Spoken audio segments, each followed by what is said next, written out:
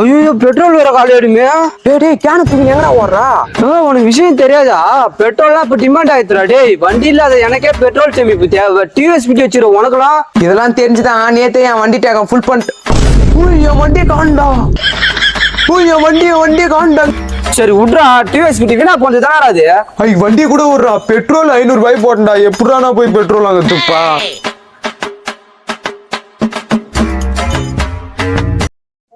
என்னடா பண்றீங்க?